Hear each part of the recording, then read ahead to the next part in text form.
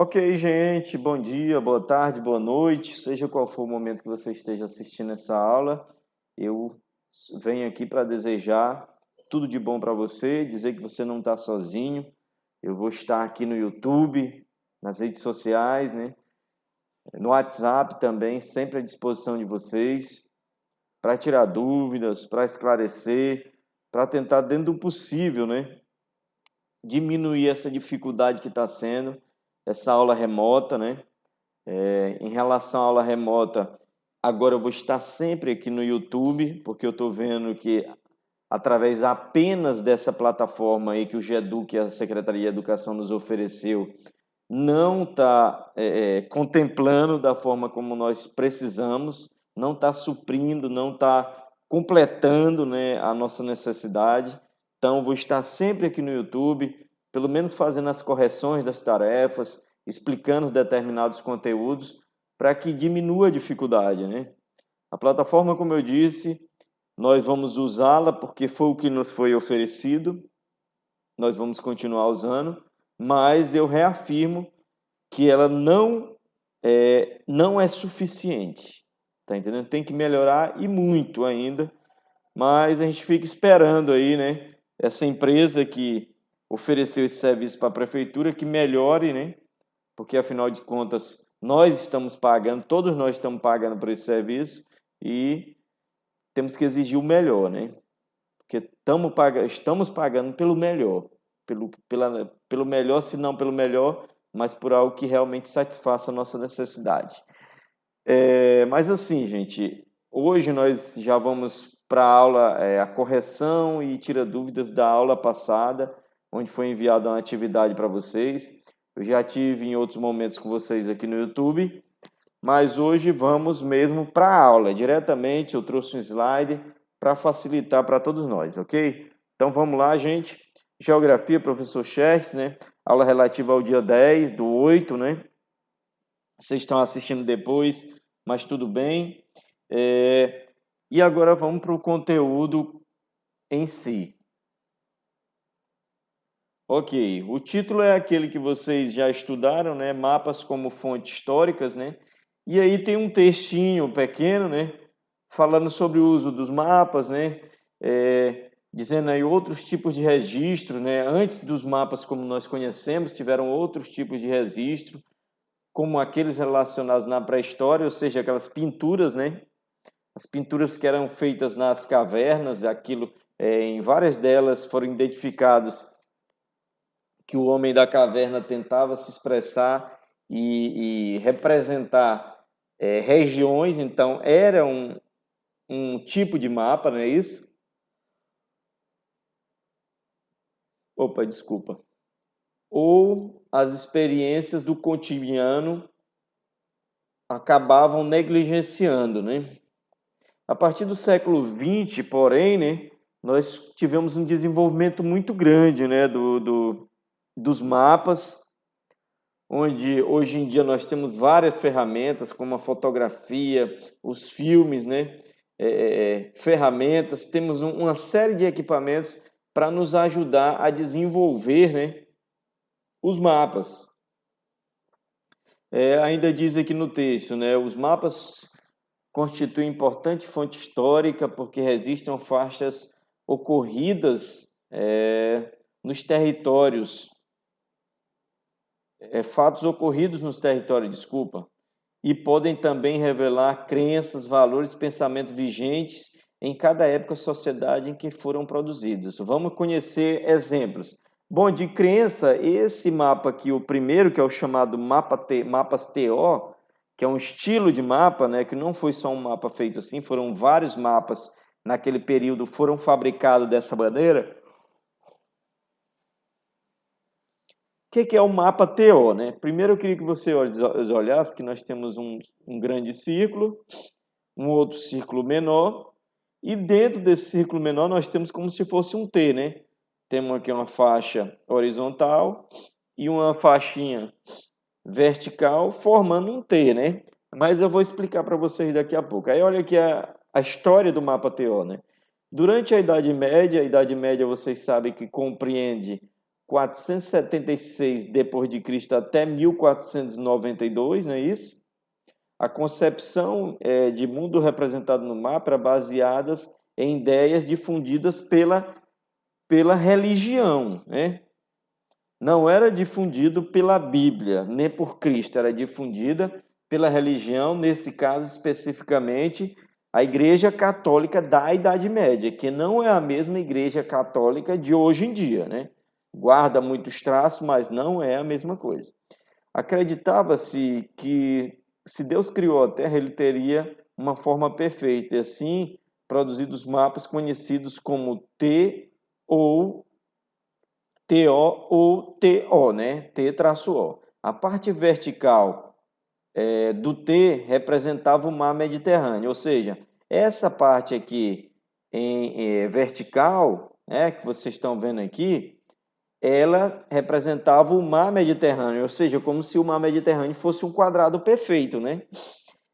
E a parte em horizontal representa o Mar Vermelho, sendo que o Mar Vermelho jamais teria uma proporção igual ou até aproximada ao Mar Mediterrâneo, né? Bem menor, né? Então, por aí já começou errado, né? Os dois mares como se fossem quadrados perfeitos, né? Tanto na vertical como na horizontal. E agora vamos continuando aqui para me explicar o resto, né? Que circundava os continentes representados eram a Ásia, você vê que acima do T nós temos aqui a região chamada como Ásia, né? Representada aqui nessa meia-lua, né? Nós temos a Europa aqui do lado esquerdo, né? Aqui embaixo aqui do T na parte esquerda, né? Do seu vídeo. Nós temos a Europa representada aqui. Desculpa, gente. E do lado direito nós temos a África, como se o continente europeu fosse quase um quadrado desse aqui, né? Quase uma pirâmide, e como se a África fosse nessa forma, né? Algo que realmente hoje em dia nós não aceitaríamos, porque não faz sentido mesmo, né? Aí os continentes representados eram a Ásia, como eu disse, Europa e África. No centro desse mapa geralmente estava a Terra Sagrada, né? Ou seja, aqui na parte do Mar Vermelho, né? Terra Sagrada Jerusalém, como se Jerusalém fosse o centro de todo o planeta, né? Nessa visão religiosa, né? Era como se Jerusalém fosse o centro do planeta. E aqui ele pede para a gente observar a representação. Vamos seguindo aqui, né? E nós temos outro mapa aqui, esse mapa já bem mais próximo da realidade, que é o mapa de Cantino, né? Nos primeiros séculos da ocupação europeia da América, foram produzidos muitos mapas que eram importantes fontes de informação para a exploração do território, né? Ou seja, esses mapas não eram só importantes, eles eram fundamentais, porque sem essa representação eles não saberiam praticamente onde estariam, né? Então, esse mapa aqui já você vê que já tem uma rosa dos ventos aqui sobre a África, né? Você vê aqui que as formas, por exemplo, a forma da África é perfeita. Já naquela época eles já representavam muito bem a forma do continente africano, né? A forma do continente americano já não era tão perfeita, até porque eles não o conheciam, eles conheciam somente o litoral, ou seja, só conheciam a parte leste do continente americano, a parte oeste não era conhecida ainda, né? Pelo menos não o que demonstra esse mapa, né? Eles indicavam a posição e o nome de serras, montanhas, né? Rios e localidades, ou seja, existia uma possibilidade deles, através desse mapa, localizarem mais ou menos onde eles estavam e qual era o nome daquela região, o nome daquela serra, o nome daquele rio, ok? Além disso, muitos desses mapas representavam a visão dos europeus sobre os povos originários que viviam no Novo Mundo. Ou seja, a visão era a pior possível, né? Tem uma representação em um livro, gente, bora voltar aqui para mim.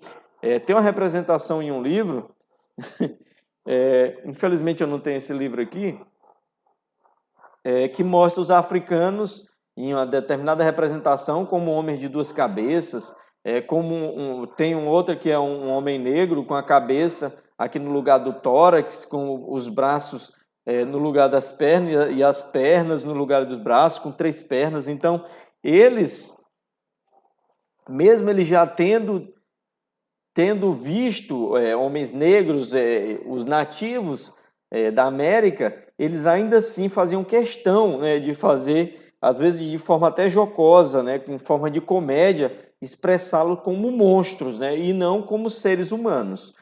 Mas muito bem, bora continuar aqui. Em 1502 foi elaborado um mapa do mundo que representava pela primeira vez as terras que viriam a ser o território brasileiro. Ou seja, essa parte aqui da extremidade inferior esquerda, você vê um verdinho aqui, já é a representação de onde as terras brasileiras, né? Acima você já vê aqui algumas ilhas com essa região do Caribe, né? E mais acima estaria os Estados Unidos, né? E a América do Norte, né? Isso, com o Canadá e os Estados Unidos atualmente, né? Então, continuando aqui, pela primeira vez as terras que viriam a ser o território brasileiro, o mapa de Cantino, que é esse que nós estamos vendo aqui, né? Nele estão representadas a costa brasileira, você está vendo aí em verde, na extremidade esquerda inferior, né? E a linha do Tratado de Tordesilhas. O Tratado de Tordesilhas, todos lembram, era o tratado que dizia da parte leste, dessa linha, parte leste, as terras descobertas eram de domínio português e a parte oeste era de domínio espanhol. E isso, segundo esse tratado, o Brasil, a região do Brasil que vai de parte do litoral, de parte ali do sertão nordestino em diante, nada poderia ter sido ocupado, mas felizmente esse tratado não foi respeitado e hoje em dia nós somos o país que somos nas condições geográficas, né, que nós temos. Aí o Tratado de Tordesilhas, além das costas das Guianas, né, que é aqui a parte norte, né, da América do Sul, Venezuela e a parte da costa oriental da América do Norte, ok? Então vamos seguindo aqui, né? Ok, aí a gente teve só esses textos aí e depois eu passei essa atividade para vocês, que como vocês podem ver, do livro do professor, ela já está devidamente respondida, né, gente? Então ela está devidamente respondida e agora nós vamos fazer a correção junto com vocês. Vamos lá. Tá aqui. Os mapas TO, que é aquele que eu terminei de apresentar, representam os continentes conhecidos na Idade Média. Que continentes eram esses? Aí a pergunta é simples. O mapa TO ele representa os continentes que na Idade Média se conhecia. Se conhecia a América, gente? Não. Se conhecia a Oceania? Não. Se conhecia o continente da Antártida? Não. Então, os continentes que se conheciam era África, Ásia e Europa. Então, se você colocou Ásia, Europa e África, está correto, ok? Que crença vigente na Idade Média era representada nos mapas TO? Olha só a resposta aqui. A crença que o mundo era um círculo perfeito, já que era a obra de Deus. A obra de Deus, gente, não precisa, né? Não precisa eu dizer para vocês que a obra de Deus é perfeita, ela é perfeita. Só que ela não é perfeita, vamos dizer assim, num desenho, né? Vamos dizer assim, geometricamente, ela não é perfeita, porque a visão que eles tinham que uma criação perfeita seria uma criação geometricamente perfeita, ou seja, tinha que ser um triângulo perfeito, um círculo perfeito ou um quadrado perfeito, né? E a gente sabe que não é bem assim. A Terra é perfeita, para a nossa sobrevivência, para o nosso desenvolvimento é perfeito. Só que nem circular ela não é, né? Porque nós sabemos que ela é geóide. Então a resposta que foi dada ficou assim: a crença de que o mundo era um círculo perfeito, coisa que não é, né? Já que era obra de Deus, ou seja, era baseado pura e especificamente na questão religiosa. Quais informações, a terceira, né? Quais informações foram destacadas no mapa de Cantino sobre a América do Sul? Ou seja, aquele mapa que eu mostrei para vocês, onde já tem ali a costa do litoral brasileiro, né? tem parte ali do Caribe, né, e parte dos estados, atualmente Estados Unidos. Então ele está perguntando as informações sobre a América do Sul. Olha aqui, qual é? Florestas densas, tanto é que você pode ver lá vamos lá ver aqui, ó, anterior. Você vê aqui, ó, que na parte da América do Sul mostra é bem verde. Por quê? Porque eles queriam representar que realmente existiam florestas densas. Então, essa parte verde era para identificar exatamente isso, ok? E uma fauna exuberante e exótica. Muitos mapas, inclusive esse, mostravam nas costas, como se na costa, por exemplo, do Brasil, no litoral brasileiro, representações de animais, né? Até animais que nunca existiram, né? Nos mares mostravam serpentes com asas, né? Então existia toda essa parte lúdica, né? Vamos assim dizer, né? Além da linha do Equador, além da linha, vamos lá para a resposta completa. Florestas densas e uma fauna exuberante e exótica, além da linha do Tratado de Tordesilhas, ok? Então vamos aqui à quarta. No mapa de Cantino, desculpa, a América está bem diferente de como é representado nos mapas de hoje. Em sua opinião, por que isso acontece? Aí aqui está dizendo auxiliar os alunos na observação do mapa e formulação de resposta. Muito bem. Você vê aí por que, gente, que nesse período de Cantino era tão diferente. Primeiro, porque eles não conheciam a parte oeste das Américas, não conheciam a parte oeste dos Estados Unidos, a costa oeste da América do Sul. Então, para eles era extremamente difícil representar esse continente, sendo que eles não conheciam a outra borda, eles só conheciam a borda leste, né? Ou seja, onde fica o Nordeste brasileiro aqui, né? Lá onde fica a costa leste americana, onde fica Nova York, etc. Essa região aqui das ilhas, né, onde fica Cuba, onde fica Trinidad e Tobago e todos esses países. Então, eles não conheciam. Então, para eles era praticamente impossível representar igual nós temos hoje, porque hoje nós temos, além de ter sido toda essa região navegada, hoje em dia nós temos fotos de satélite, nós temos fotos de aéreas, etc. Né? Aí aqui é a quinta, né? Agora imagine que você é um cartógrafo português do século XVI, você embarcou em uma caravela da frota comandada por Pedro Álvares Cabral, com a missão de elaborar um mapa das terras recém-descobertas, que servirá como fonte de informação para futuros navegadores e viajantes. Para realizar essa tarefa, use seus conhecimentos sobre a história da formação do território brasileiro. Lembre-se, alguns mapas antigos eram verdadeiras obras de arte, né? Ou seja, pelo cuidado, pela forma como eram desenhados, né?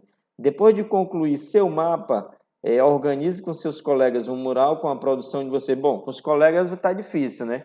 Mas você poderia estar enviando. Não sei se essa questão específica eu mandei para vocês, mas ela é bem pessoal, né? Ok. Aí a gente vai continuando aqui, gente, com a continuação, continuando a atividade. Vamos lá. Aqui já voltando sobre a questão da representação, da regionalização, né? Em 1940, os limites do território brasileiro já estavam definidos, ou seja, desde 1940 nós já tínhamos tudo onde era Brasil a gente já sabia. Ou seja, o Acre, que foi uma das últimas possessões brasileiras, já tinha sido dominado, já tinha sido empossado pelo governo brasileiro, pelo Estado brasileiro. A Constituição de 1988, ou seja, a Constituição atual, regulamentou as últimas mudanças na organização política do Brasil, com a extinção dos territórios federais. Quais foram os territórios federais que foram extintos, gente? O território federal do Amapá, o território federal de Rondônia, né?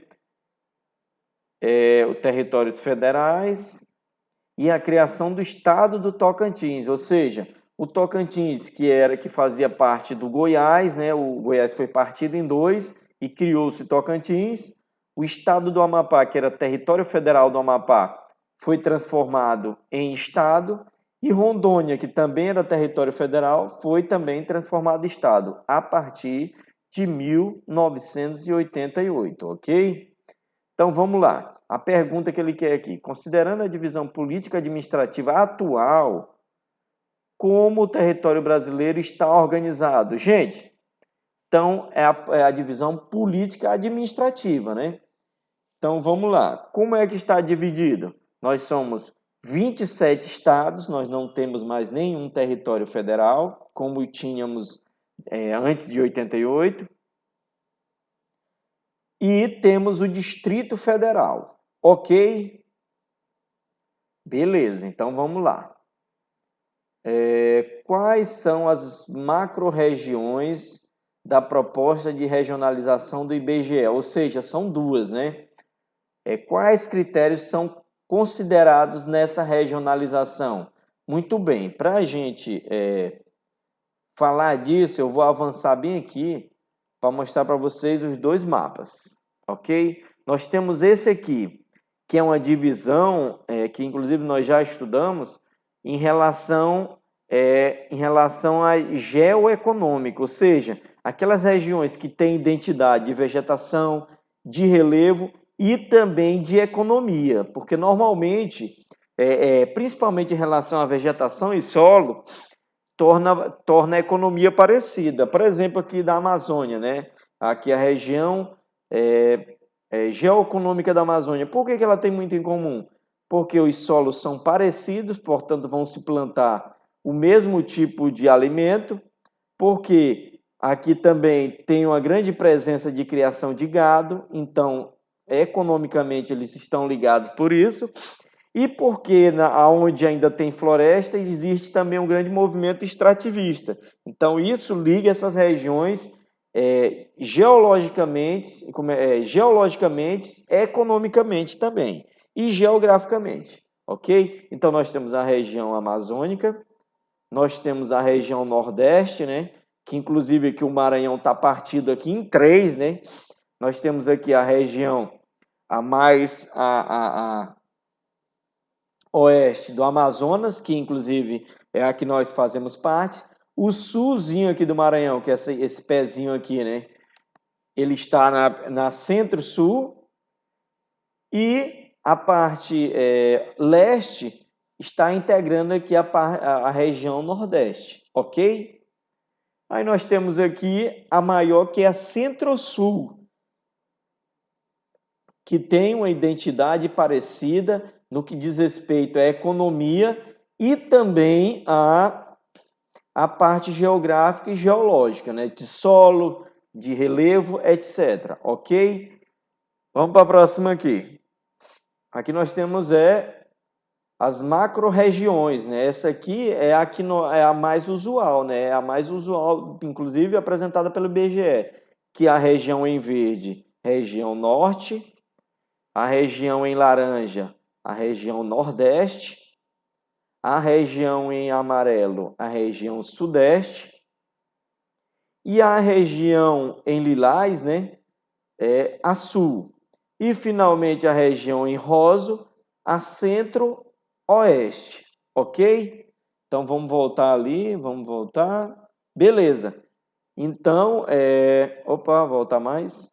Então eu creio que está esclarecido, né, gente? Quais são as regiões e quais os critérios, não é isso? Aí ele botou mais uma aqui, né? Existem outras propostas de regionalização do território brasileiro. Observe o mapa abaixo, leia o texto e responda as questões, né?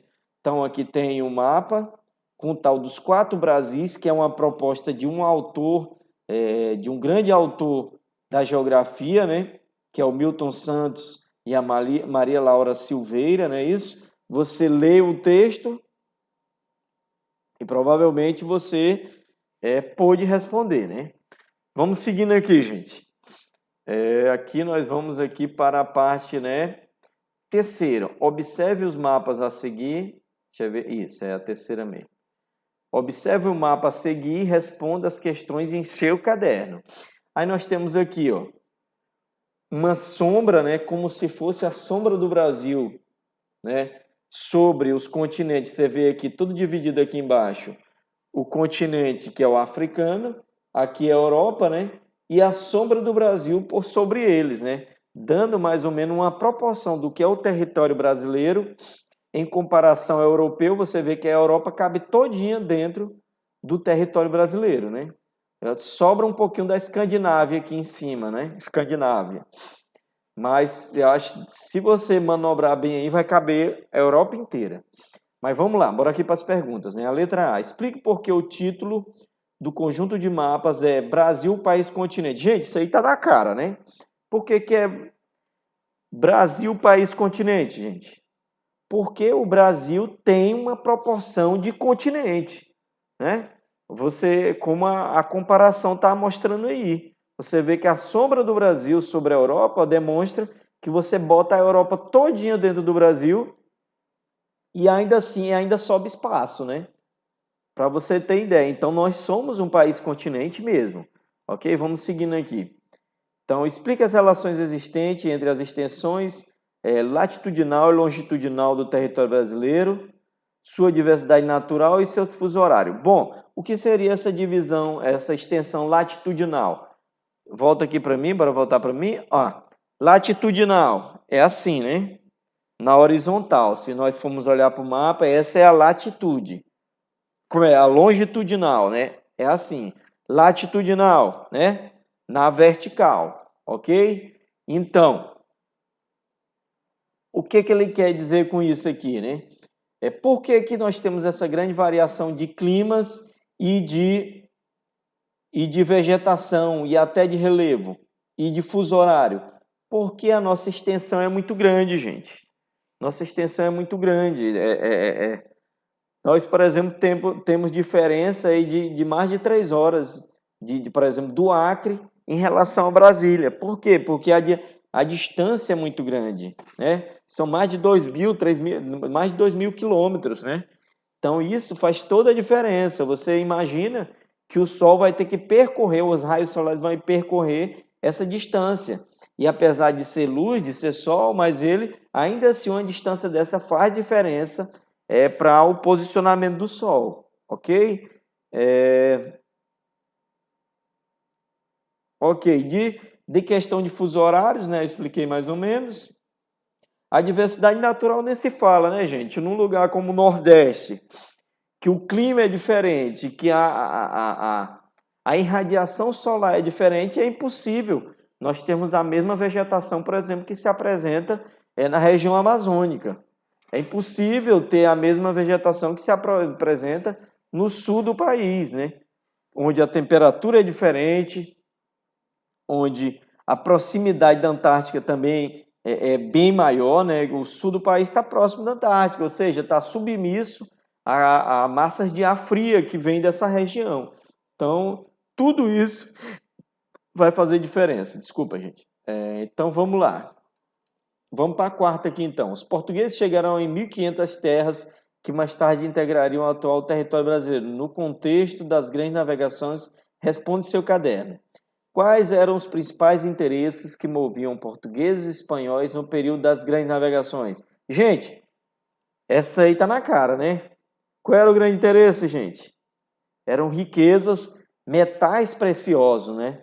O principal interesse deles em todas as colônias onde eles chegaram eram metais preciosos, a prata, o ouro e pedras preciosas, né? Só que no primeiro momento, pelo menos no Brasil, eles não chegaram a encontrar, né? Eles já começaram a encontrar metais preciosos em grande quantidade mais de 200 anos depois, né, da descoberta do Brasil. Em Minas Gerais, no Centro-Oeste, etc. Então, o que acontece? Qual era o interesse deles? O interesse deles, a priori, era metais preciosos e pedras preciosas, mas, a princípio, eles exploraram o solo através da cana-de-açúcar, através de outras culturas que não se desenvolviam na Europa. A cana-de-açúcar, gente, até hoje não existe experiência de cana-de-açúcar na Europa, porque a cana-de-açúcar ela só se desenvolve em clima tropical, que é um clima bem diferente da Europa. O milho O milho, hoje em dia, ele já se desenvolve na Europa, em climas temperados, mas até então ele não se desenvolvia. Então, essas culturas também eram de interesse. O pau-brasil, eles foram conhecer o pau-brasil aqui no Brasil, tanto é que terminou essa madeira batizando o nosso país, né, com o nome dele. Ok? Estão respondidos? Pois vamos seguindo aqui. Quais mercadorias eram mais procuradas pelas expedições marítimas, né? Quais mercadorias eram mais procuradas pelas expedições marítimas? Bom, no momento do Brasil aqui eu já disse, né? Que era o pau-brasil, que eram culturas que não existiam na Europa. Pau-brasil, a cana-de-açúcar para ser transformada em melado e açúcar, né? Que o açúcar na Europa naquele período, gente, hoje em dia todos nós tomamos deixa eu voltar aqui para mim. Hoje em dia todo mundo toma um cafezinho com açúcar, né? Aqui no Brasil ou em qualquer lugar do mundo. Mas naquela época não era assim, não.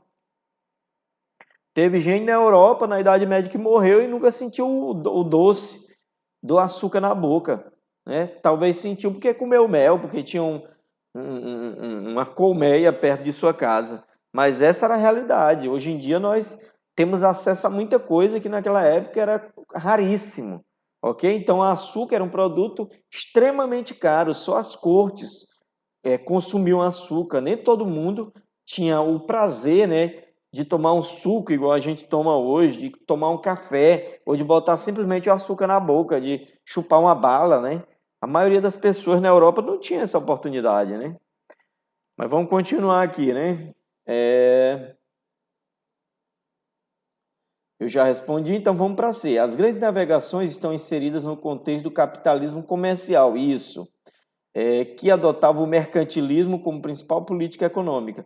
Cite suas principais características, gente. Quais eram as principais características desse capitalismo comercial e do mercantilismo? Qual era, né? Hein, gente? Quais eram as principais características? Bom, gente, nosso tempo está acabando aqui. Eu vou ter que adiantar aqui, viu? Ok. Então, gente, dentro do que eu passei para vocês aí, a gente teve que pular porque essa questão, inclusive, nem foi na atividade de vocês. Eu estava olhando aqui no livro. Então tá aí, gente. Eu espero que tenha ajudado vocês. Mais uma vez eu repito que eu vou estar toda semana, eu vou estar com vocês aqui, postando aula nova no YouTube, né? Para ficar à disposição de vocês, para facilitar para vocês, para tirar dúvida para vocês. E vocês tiverem dúvida, já sabe, ou comenta aí embaixo do vídeo, ou então manda para mim pelo WhatsApp e a gente vai estar fazendo nosso trabalho aqui dentro do possível, tá bom? Grande abraço para vocês, até a próxima.